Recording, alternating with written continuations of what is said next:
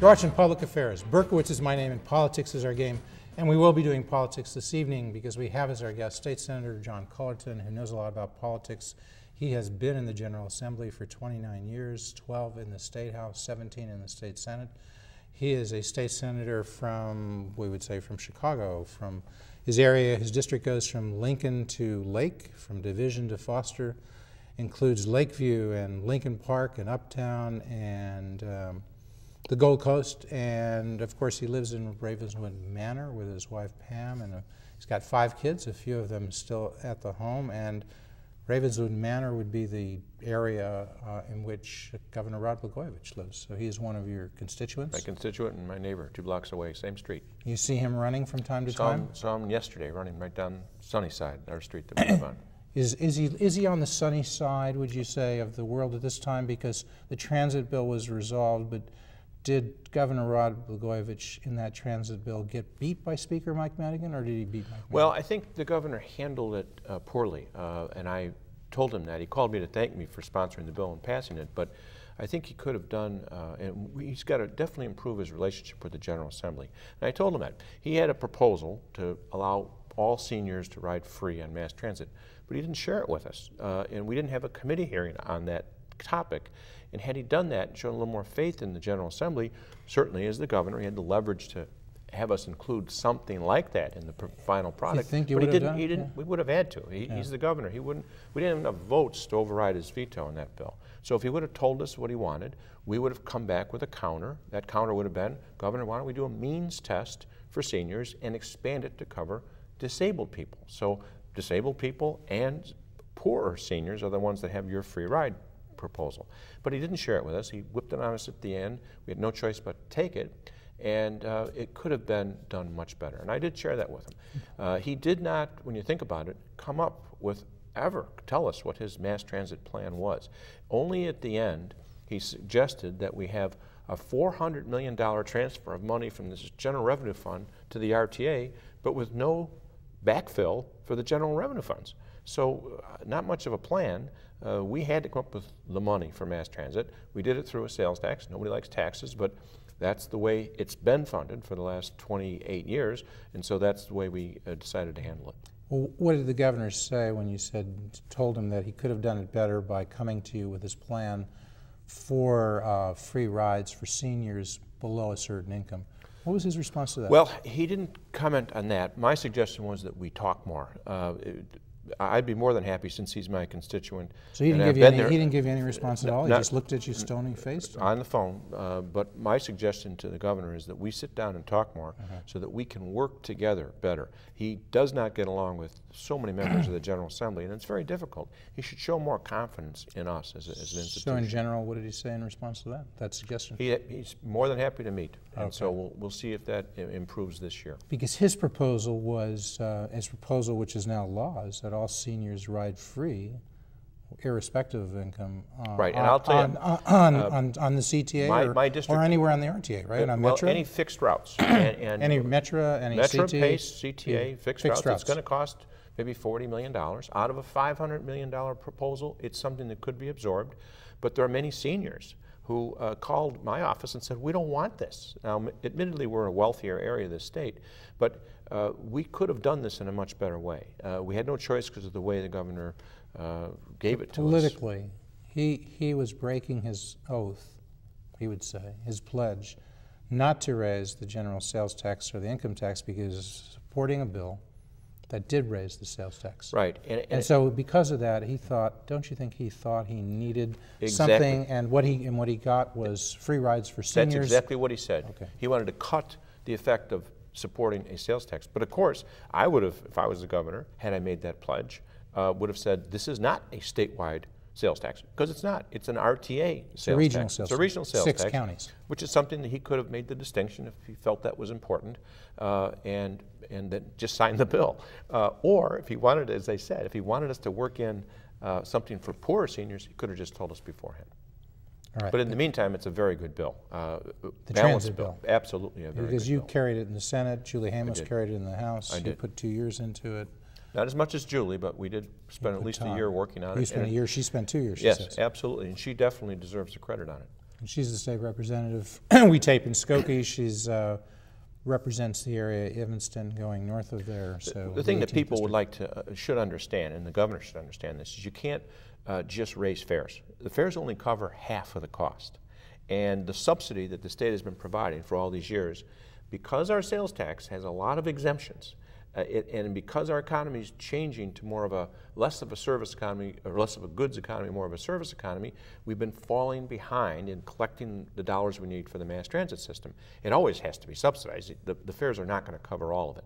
So as a result, we had to come up with some money. Nobody likes taxes, but the only way we could have done it was through this regional sales tax, and that's why we had to do it that way. But we also had reforms in order to get the suburban areas, the downstate areas, to support the bill. Right, but you know, there's still people who would say some. You got some Republican support on that in the Senate. We got 3 in the Senate and 3 in the House. So this year, I think one of the things we have to do is work closer with our Republican colleagues. The way Barack Obama did when he was in the Illinois Senate for the 8 years that he was there. I saw Barack do this. I followed that same proposal. I was the one that went over and got those 3 Republicans to vote for this bill. They recognized in the Senate. They recognized it was necessary. That was Dillard. That was Milner. Milner and Cronin. Exactly, because they saw what in DuPage County they also needed more money for their own public safety, and we put an extra 1/4% sales tax in there at their request from Bob Schillerstrom, the Republican chairman of the DuPage County Board. That's a penny. That is what? That is a penny on every $2. Every $4. It's a penny on every $4. In Cook County, it's a penny on every $4. But exactly. It goes up by a half, as you said, half a cent. You're absolutely right. There's a penny on every $2 in DuPage. There's a penny on every $4 for the whole RTA region, and there's an additional penny on every $4 for the collar counties at their request. Money go to that the county.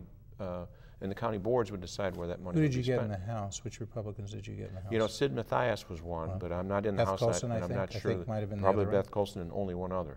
Right. And it was unfortunate because regional transportation is not a partisan issue. And it's true that the Republicans can point to the Democrats and say, you guys are dysfunctional, you're in charge, you ought to get the votes for this. But it's something really that both parties should be working on, and that's what we need to do in the future. If our governor is not going to be responsive to the legislature, it's necessary for the Democrats to work with the Republicans to forge alliances, to have reasonable compromises in every area, and that's what we could do. We need a 3/5 vote to override a governor's veto. That's what we could be doing in both houses. You know, I know since you're a Democrat, you're not used to looking at it from the Republican side, but there are some Republicans who say, well, even as a Democrat, there's Democrats, Republicans, and pundits who say this has become almost a one-party state. It's true. You know, a Democratic Party, and it Jeff, is my all background, though, is I grew up actually in DuPage County. I grew up in Winfield, Illinois. I went to high school out there, and still have my family still lives out there. Home of many Republicans. Absolutely, and I've been in the General Assembly for 29 years, so I certainly have worked with Republicans. I have a co-chairman of my Judiciary Committee, Kirk Dillard, who I have great respect for, a guy you see on Obama's national TV. But you know, a lot of Republicans are saying they don't have so much respect for him because you're right. You're now seeing his face, Kirk Dillard, Republican, saying nice things about Obama in those ads. And they're thinking eventually you're going to see those ads running against a Republican candidate for president. Well, no question. There's very conservative so they're Republicans. What was Dillard doing there? Was he being a nice guy, or was he trying to help himself? Well, they have a spectrum in the Republican Party, just as we do in the Democratic Party. There's some very conservative Republicans, so I'm sure opposed to that. It's really been the split in the Republican Party. I'm just saying that the moderate Republicans who want to accomplish something should work with the Democrats, and we should reach out to them, as we did with this transit bill, and work with them as well. But you know, the Republicans who say the reason they're a single party, the reason they're not a party essentially in Illinois now, the reason there's only a Democratic Party, is Republicans don't have a brand. And those critics would say the brand should be, we don't support tax increases. And so people, when they go to vote, and they don't know so much about somebody, it's why you have a brand in the private sector. Right. You vote for that person because they're not going to support a tax increase. And you had the Republicans in the Senate, in large part, and in the House stay solid. They wouldn't support these tax increases on the transit bill, And they got 3 Republicans, and 3 in the House and Senate who defected. And I'm just saying the critics. Dan Proft is somebody who's a media personality. He's also a political consultant. He's talked about this. So is Grover Norquist nationally. And he says those 6 individuals are destroying the Republican brand in Illinois. Okay, you know, I'm not here to give advice to Republicans, but they do have a split in their party. There are some anti-tax, hardcore anti-tax Republicans, and there are some others who are more moderate. And I'm just suggesting that if you look at what Rod Blagojevich, as a Democrat, said, he's against all taxes, right? He's against all taxes. He's running on a Republican brand. But he's a 20% approval rating. Right now, but he's won 2 big elections. Well, he won in 2002 in the primary, he won in the general, and he won overwhelmingly in 2006. And I would argue that if you're objective and you look at the state finances, you recognize that we have a structural deficit. There's no question about it. And privately, even some conservative Republicans who disagree with you. I'm going to suggest to you that there's Republicans on the Senate floor have pumped to me and said, we got to do something about this. What can we do? Well, do something, and they want to cut, some Republicans want to cut spending. When you say it's structural deficit, as Ralph Mortieri does, you imply you should raise revenues, raise taxes. Republicans who disagree with you, not all, say you should cut spending, you should be more efficient. Exactly. Well, that's the debate that's going on. Exactly. When we say structural, the reason when we say structural is, as opposed to just a downturn in revenues, is because the income tax that we have is the lowest tax rate of any state that has an income tax, and with a number of exemptions in our income tax that other states don't have. And as I described earlier, the sales tax, which is the other half of where we get our money from, is coming from a goods economy rather than a service economy. Like the state of Florida, which has a service tax, their money comes in at a greater rate. As far as spending, fine. We've got education and health care as 2/3 of our budget. Wherever you want to cut, Republicans, just tell us where you want it to come from. Most Republicans don't say they want to cut education. Well, you might. I mean, maybe they should, because in the city of Chicago, we spend $14,000 per kid per year in the Chicago public schools. Do you think that people in the city of Chicago are getting their money's worth? Actually, if you represent my district, you'd be shocked to see how many great public schools we have.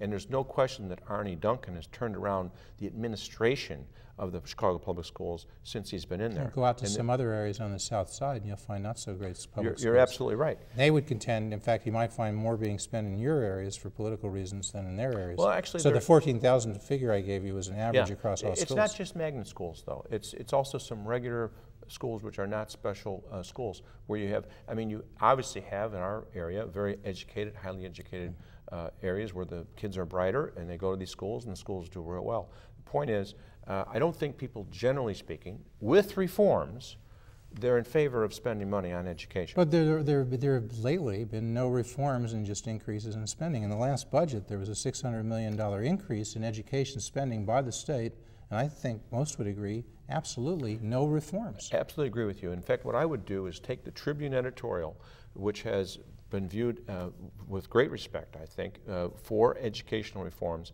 take that and put that into any statute that would increase any money for education. Well, something you could do, I mean, you are a state senator, you are with the caucus whip, right, in the Democratic Party. Correct. You've got some power. Some people say you're going to be the next Senate president, right? And so you've got some leverage. You know, the number of charter schools, which is a major source of innovation, is limited to 15 in the city, 15 in the suburbs, and 15 downstate. Now, to some extent, the Chicago public school system gets around that by having multiple campuses, they say. Right. But the teachers unions are giving them flack. And my point is, why not lift that cap completely? Are you out there pushing to do that, to increase the cap on charter schools? This is an excellent point and an excellent area where you can see where people can work together, where the Democrats can't just be beholden to those unions that have supported them over the years, and the Republicans have to acknowledge that if we're going to make these reforms, there may have to be some more money. That's what the Barack Obama message has been on a national level. That's the way he operated when he was at the state level, and that's what I think we should do going forward. Well, but how about, since the state has been giving more money to education now for 3 or 4 years, if not the last decade, with virtually no reforms, how would it be fair to say, let's have some reforms for 3 or 4 years before we talk about giving any more money? But you know, the people that have studied this, they argue that we should give even much more money to education, like $1.5 billion more. They're educrats. I mean, these are lobbyists for more spending. Of course they say that. Yeah. People who study some other area of the economy would say, oh, there should be more money here. There's not like, I think teacher training and school sizes, though, are things that people can identify with. If we can get better teachers, you look at what they make compared to other people, it's still, I think most people view have the reform low. First to have merit pay. Well, just, you know what? Just putting more money to give people who are going to attract, I'm not just going to go up automatically. I'm certainly not against the concept. I don't vote lockstep with the unions. I don't think the Democrats should, but there may be a need for more. But you're in favor of having more charter schools in the city of Chicago and either lifting the cap or increasing the cap? As part of a negotiations with Republicans, no question about it. And you would like to do that in the suburbs and downstate? Jeff, if you look at my district as you described. Is that right? So right now, 45 is the maximum number of charter schools in the state of Illinois. You would be, would you not oppose maybe increasing it to 90? To certainly, as the way it works in Springfield, negotiating and increasing that number, no question about it. Jeff, if you look at my district, I have fewer unionized constituents than any state senator in the state. The Republicans have more unionized constituents than I do. So I don't operate by saying I have to vote for the unions. I like to work with the unions. I like to work with the reformers as well. Capital plan, that didn't happen last year. Is that going to happen? You know, the governor had a $25 billion capital plan with gaming as a source of revenue to fund that capital plan. That would be fair to say went nowhere last year? That's correct. What's going to happen this year? I think that the gaming plan is like a big Christmas tree with too many ornaments on it, and it's going to fall down. It's very, very complicated. It would make us the second to Las Vegas in the nation. There might be some argument to have a casino in downtown Chicago to get foreign tourists to go to keep people from going to Indiana. But the rest of the expansion, I think, is just too much. Well, you got a 10th license. And the 10th license, which will soon be bid out, will help bring in some more money as well. Who will do that? The gaming board? The gaming board will. So they'll decide who gets that 10th license? Yes, and they'll decide correct. Where it's located? Yes. The state legislature doesn't have a say on that? Unless we change the law, but right now that's what... So you would support that getting bid out, and then, as it should, and then the 10th, you would support a 10th license, excuse me, an additional license being issued by the state of Illinois legislature and going to the city of Chicago? I think you can make some argument for it, but certainly it's not going to bring in enough money that we need for a capital bill. Well, the last two Republican, not the last two, but Governor Thompson and Governor Ryan were the Republican governors who recognized the need through Build Illinois and Illinois First to have a capital bill. They did it through not income or sales taxes, but other fees that they raised, and they paid off those bonds. We need to have that now, and it, unfortunately, once again, requires some revenues. The Republicans, this is their #1 issue in downstate, to have a capital bill. They recognize the money has to come. Well, they would like more on roads. Upstate would like more on mass transit. Right. The main thing is not to lose out in the federal matching dollars for right. For how both much of those. is that? The federal matching dollars in transportation that are at risk if you folks don't come up in the state level with some spending. Well, I think it's how much is at risk? I'm not sure what the total matching dollars would be, but the total package would be something like $13 billion. So a good portion of that, it could be $5 or $6 or $7 billion. It's at risk. Lose.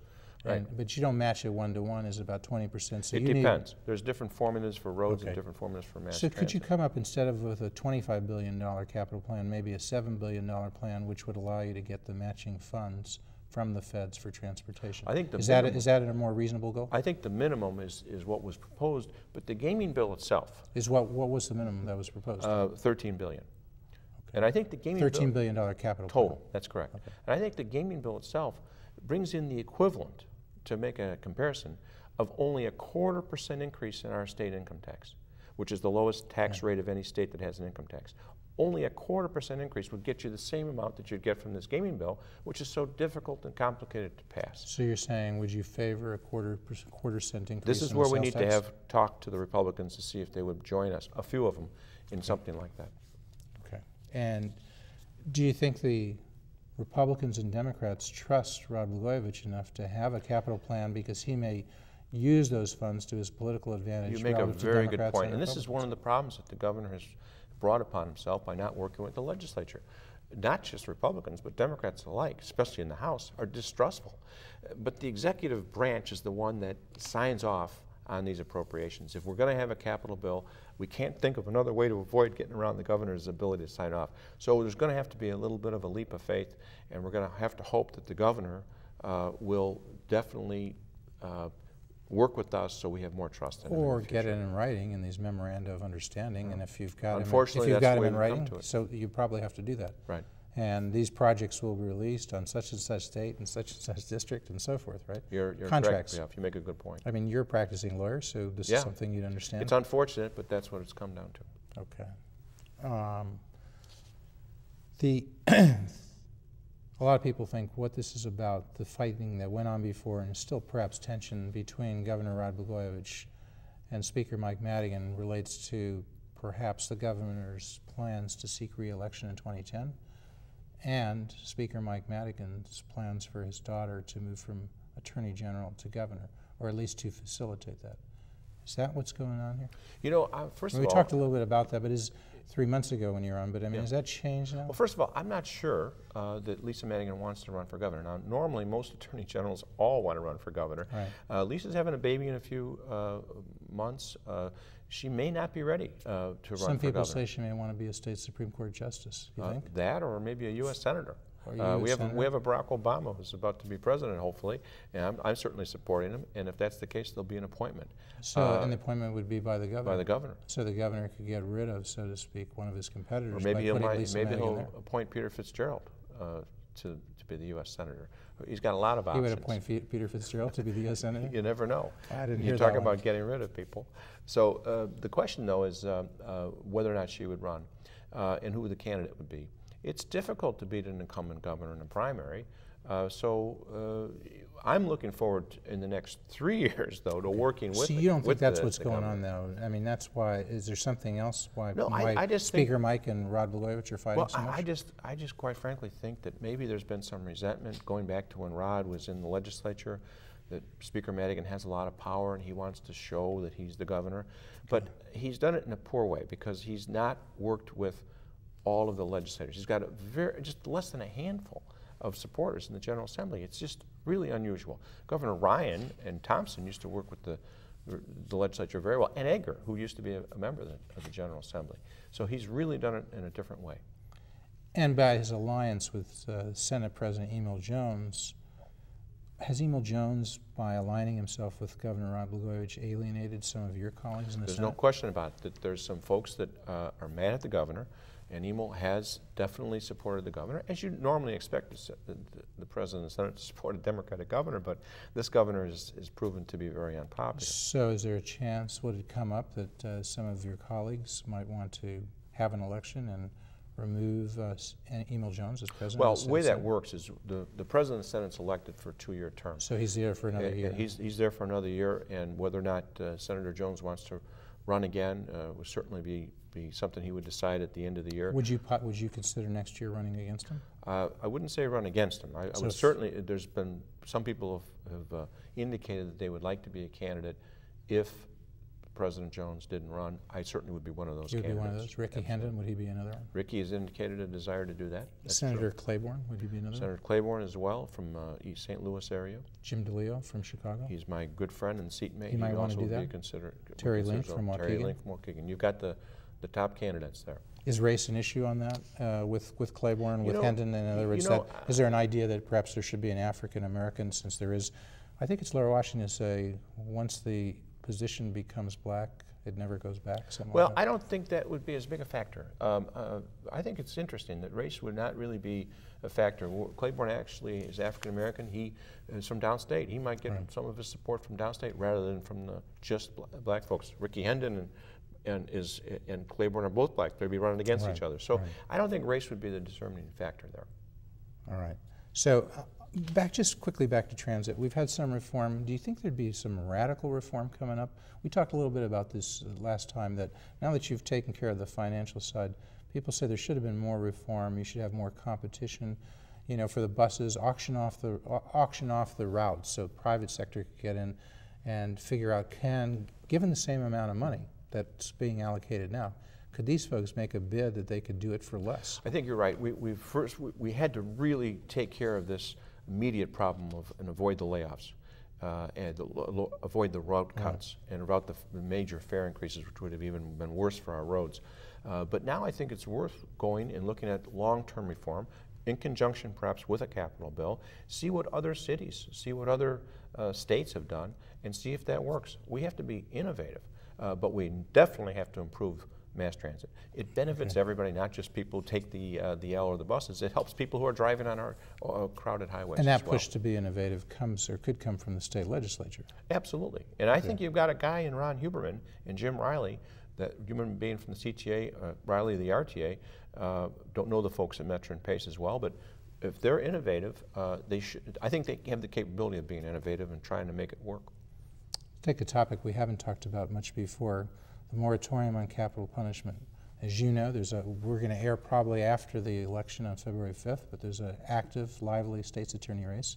Yes. And there are some of those candidates, this is in the Democratic primary for state's attorney in Cook County, who are saying it's time to lift the moratorium on capital punishment. Bob Milam, who's the first assistant to Dick Devine, said that. He said lift it today.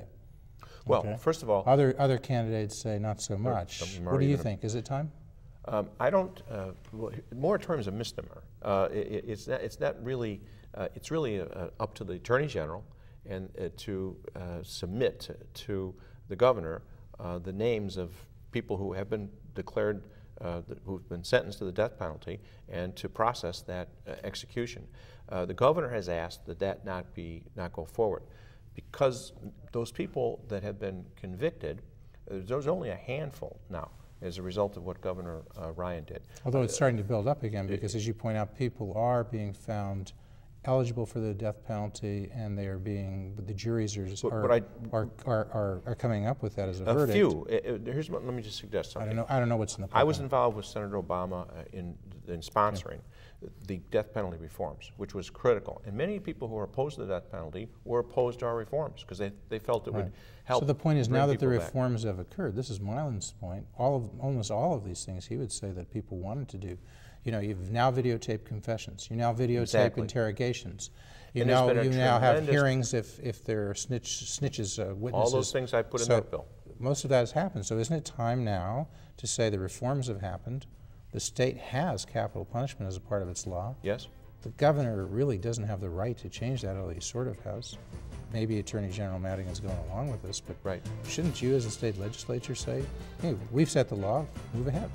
Well, I think that the fact is that there's been, as a result of these reforms, there's been a big drop in the number of people, of state's attorneys seeking the death penalty, and there's been a big drop in the number of people sentenced to the death penalty.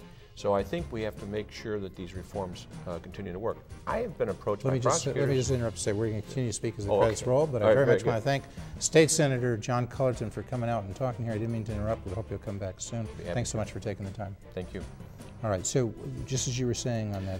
I've been approached by prosecutors who have told me that they think the additional cost of the death penalty is actually maybe more than we need to even put up with. And there's been so few people actually sentenced. So you're saying you no longer favor capital punishment? Oh, I've never been in favor of capital punishment. You never did? No. Okay. But so you're saying right now you don't think it has a deterrent effect? You don't think it says something about society for the most heinous crimes that we should have that penalty? Exactly. I've been against the death penalty. However, either reason. Over the objections of people but it's still who share the law. my view. It's still the law. The governor shouldn't be able to set it. The Attorney General shouldn't be able to set it. The state of Illinois has the law of capital punishment. Absolutely. And the discretion, of course, though, to seek the death penalty is still within the hands of the state's attorneys and the governor and the Attorney General. And they've been getting the convictions, and the Attorney General apparently and the governor are now sort of in alliance.